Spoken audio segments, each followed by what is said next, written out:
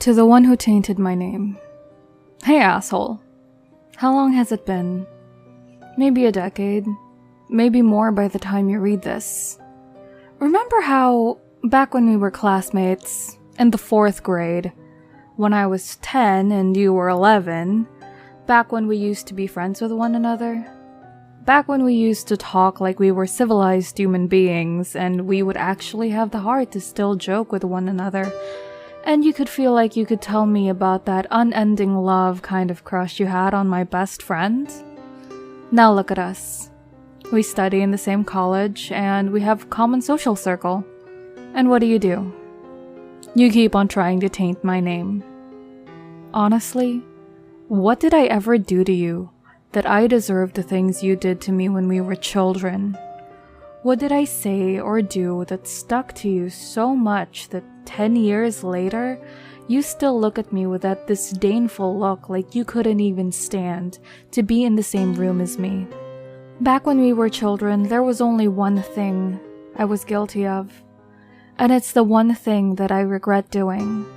Not because I genuinely believed that I'd made a mistake upon doing that, but because of the reaction I got from you and the ramifications of that reaction. All I ever did was have a teensy, tiny bit of a crush on you. It was supposed to be normal, but no.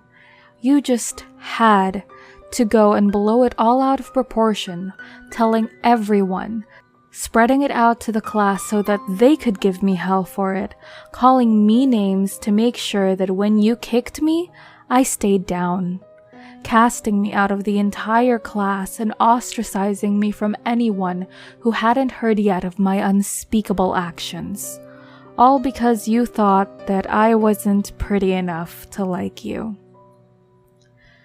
You walked by places I'd been staying in for hours, telling your friends and my friends and anyone who would be dumb enough to listen to you that I was stalking you. Really? I was stalking you. I sit and stay in one place, waiting for my dad to drive by and bring me home, and you walk by that one place and tell everyone that I was waiting for you, that I was following you around like a lovesick dog in heat, and for that, I should be treated like I was a threat to the world. You kept your eyes on me just to point out that exact moment when my shifty eyes scan the room, catch you looking at me, and then you tell your friends, See what she's doing? She's obsessed over me after all these years. Disgusting, right? And everyone believed you, because I had eyes wide enough to look crazy, a smile bright enough to look like I belonged in the loony bin, and an airtight reputation that you created so that I could be haunted by it even when you left the school. You had people believe that you left school because you were too creeped out by what I was doing, when in reality, I should have left when I realized what you were doing to my good name. I'll be the first person to admit this about myself. I'm not the most morally good person in the room most times, unless if I were in a room full of terrorists, then I'd be the most morally good person. I'd also be the dead person, but that's not what I want to talk about.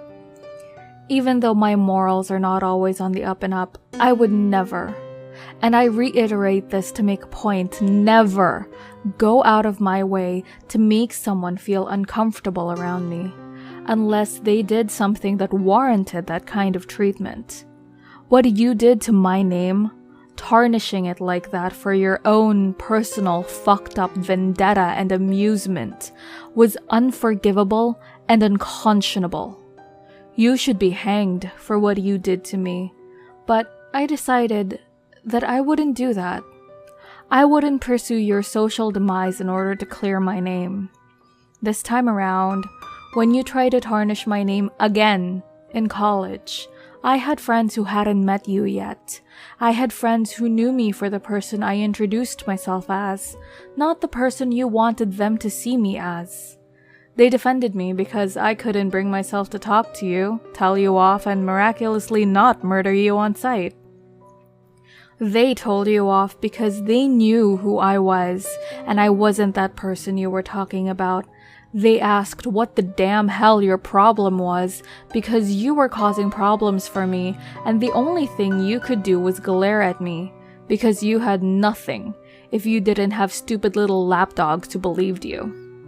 But despite our tense and admittedly traumatizing history, I want to thank you because you taught me something that I wouldn't have learned until later on in my life if you hadn't come along and started the ball rolling. You taught me that life was cruel. You taught me that the world was filled with people who were judgmental, and people would go as far as they needed in order for the world to take their side in a story. You taught me that if I didn't stick up for myself, and if I didn't watch my six, it would literally take me the better part of a decade to find people who would, if not even longer. You made me realize that I have to be strong so that I could take whatever the world was going to throw at me. Now that I am, I tell you this. I hope one day you find someone who would do the same thing to you. Someone who would go out of their way to make the world see you as something you're not. Someone who would make you realize that the things you did to me were soul-destroying and traumatizing. Someone who would make you see that it takes a lot to recover from a hit like that. No, I am not over what has been done to me over the past 10 years. I am not even remotely done in my quest for retribution. I haven't completely cleared my name, but I'm not going to even bother trying.